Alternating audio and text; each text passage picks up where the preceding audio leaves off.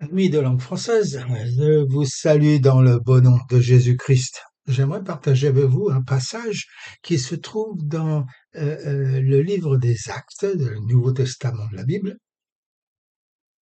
Et voici ce qu'il dit au chapitre 12, versets 1 à 5. Vers le même temps, le roi Hérode se mit à maltraiter quelques membres de l'Église, et il fit mourir par l'épée Jacques, frère de Jean. Voyant que cela était agréable aux Juifs, il fit encore arrêter Pierre. C'était pendant le jour des pains sans levain. Après l'avoir saisi et jeté en prison, il le mit sous garde de 4 escouades de 4 soldats chacun, avec l'intention de le faire comparaître devant le peuple après la Pâque. Pierre donc était gardé dans la prison, et l'Église ne cessait d'adresser pour lui des prières à Dieu. Ok, à quoi ça sert d'utiliser sa respiration? Hmm. Si vous ne pouviez plus respirer, votre corps serait mort.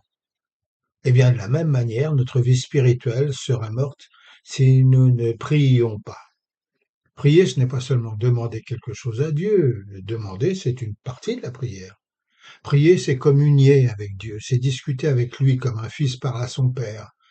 La prière est le souffle vital du chrétien, le souffle originaire du chrétien. Je crois qu'il y a 3 conséquences qui sont le résultat de la prière. La première, Dieu entend et répond. Oui ou non, mais il répond. Deuxièmement, nous nous rapprochons de lui et nous nous retrouvons partie intégrante de son merveilleux plan, sauver le monde. Ah ouais. Troisièmement, la paix qui vient dans le cœur parce que nous ressentons l'assurance de l'amour et de la puissance de Dieu dans nos vies. Un chrétien qui ne prie jamais, ou peu, en secret ou avec d'autres, est comme un arbre sans racines. D'ailleurs, pour vous dire la vérité, c'est grâce au pouvoir de la prière que l'armée du salut a trouvé sa raison d'exister. Et c'est grâce à la puissance de la prière que cette même armée a découvert la force dirigeante du Saint-Esprit pour accomplir son objectif d'existence, sauver les âmes.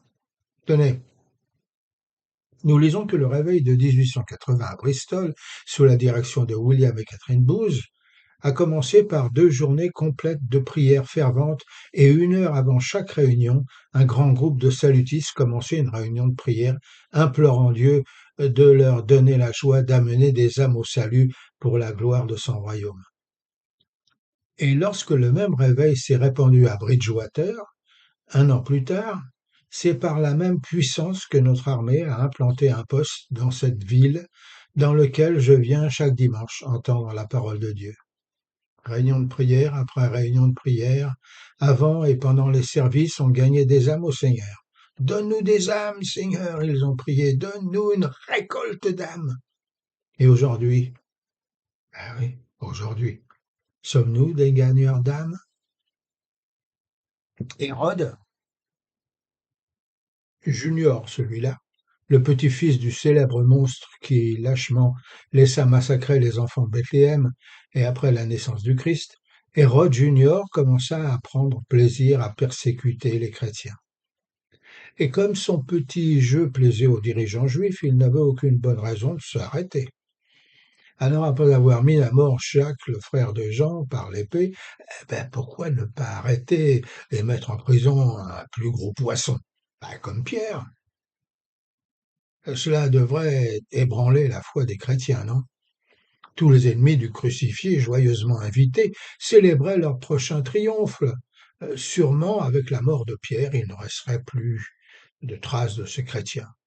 Elles disparaîtront. Alors pouvez-vous ressentir l'émotion de ces premiers chrétiens?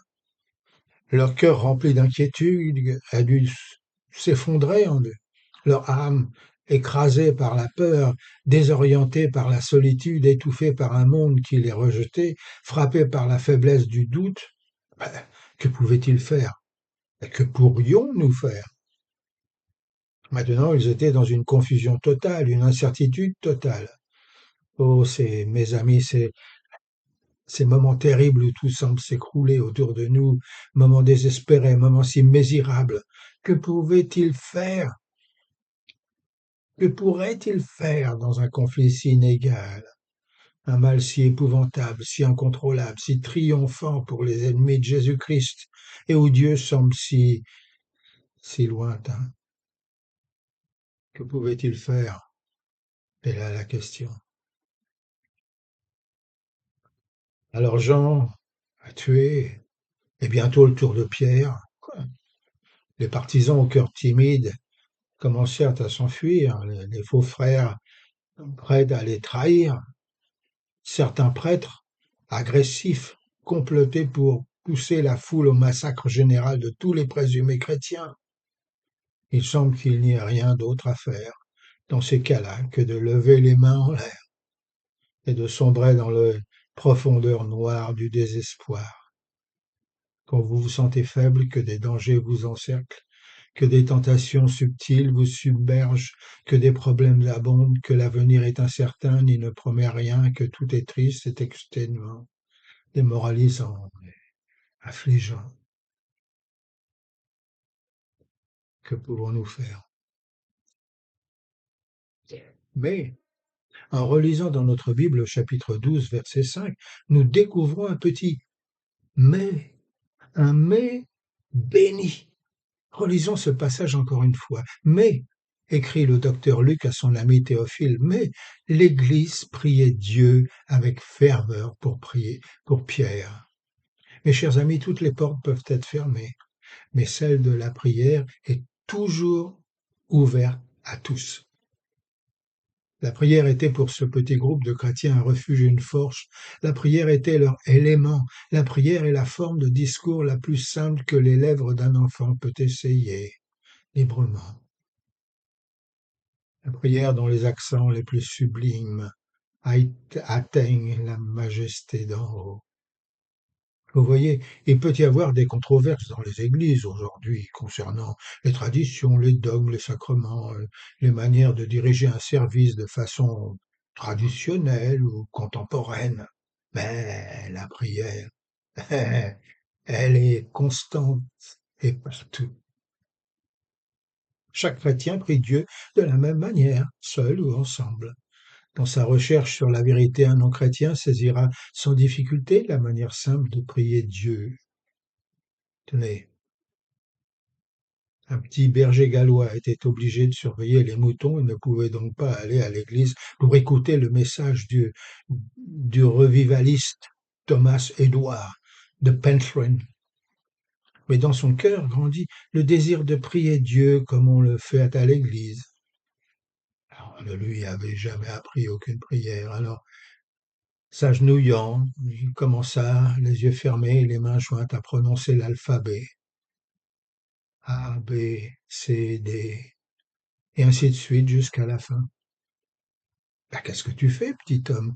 Dit un monsieur qui passait par là. S'il vous plaît, monsieur, je prie, répéta le garçon. Ben, pourquoi en disant les lettres de l'alphabet? Eh bien, je ne connais pas de prière, monsieur, dit le petit bonhomme, mais je voulais que Dieu prenne soin de moi et m'aide à prendre soin de mes moutons.